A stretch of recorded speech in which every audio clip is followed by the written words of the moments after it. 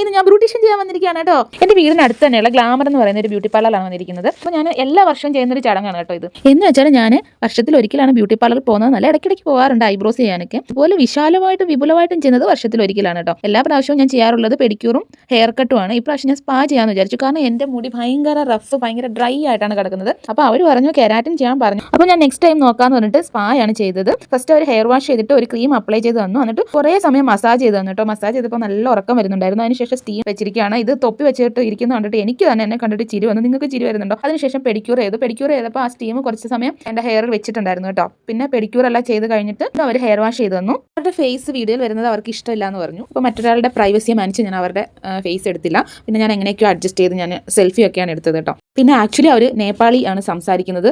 നേപ്പാളി എന്ന് തന്നെയല്ലേ പറയുന്നത്. പിന്നെ അവർ കസ്റ്റമേഴ്സിനോടൊക്കെ ഹിന്ദിയാണ് സംസാരിക്കുന്നത് കേട്ടോ. എനിക്കാണെങ്കിൽ പിന്നെ ഹിന്ദി തോടാ മാലും കേട്ടോ. പക്ഷേ നമ്മൾ അങ്ങനെ വിട്ടുകൊടുക്കുമോ? നമുക്കറിയാവുന്ന ഹിന്ദി ഇംഗ്ലീഷും ഒക്കെ കൂടെ വെച്ചങ്ങ് പിടിച്ച് അവരൊക്കെ എല്ലാം മനസ്സിലാക്കി കൊടുത്തു അവസാനം. പിന്നെ അവരെനിക്ക് ലാസ്റ്റ് നെയിൽ പോളിഷ് വരെ ഇട്ട് തന്നു. ഒരു മാസം മുന്നേ ട്രിപ്പ് പോയപ്പോഴാണ് ഞാൻ ഹെയർ കട്ട് ചെയ്തത്. അതുകൊണ്ട് ഈ തവണ ഹെയർ കട്ട് ചെയ്തിട്ടില്ല.